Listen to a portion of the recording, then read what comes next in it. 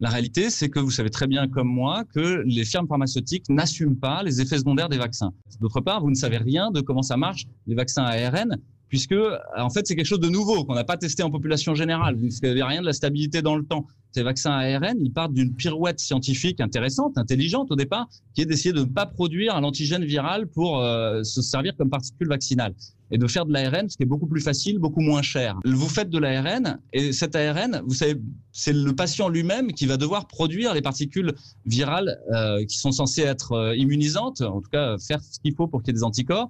Alors vous savez jamais si vous allez en faire trop, pas assez, ou juste ce qu'il faut. Vous savez pas si vous allez le rétrotranscrire et l'intégrer. En gros, vous dites pour que les auditeurs... Ce qu'il dit, c'est une réalité, donc je ne vais pas le contredire là-dessus. Je dis quand même, il y a 70 000 personnes qui ont reçu ces vaccins ARN de par le monde, et il y a moins d'effets secondaires que les vaccins qui étaient les vaccins des générations précédentes. Et ça s'avère être des vaccins extrêmement efficaces. Donc, alors je vous arrête, Martin, simplement pour vous dire, si vous me permettez, sur cette histoire des effets secondaires, en fait, on a un problème. Comme je vous ai dit que les firmes vaccinales ne remboursaient pas les effets secondaires, qui les rembourse? C'est l'État. Or, l'État, s'il rembourse les effets secondaires, est-ce qu'à votre avis, il va financer la recherche sur les effets secondaires?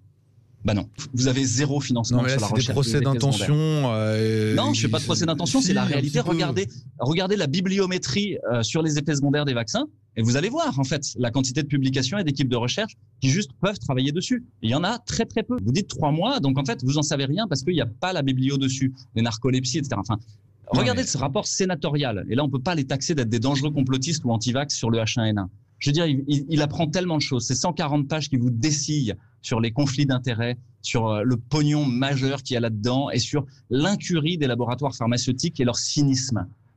Ils sont en train de faire quelque chose comme le remdesivir, de vous fourguer quelque chose dont ils ne savent pas s'il est efficace ou toxique, dont ils savent que probablement il est toxique et peu efficace. Voilà, pour une épidémie qui, somme toute, ça va en fait.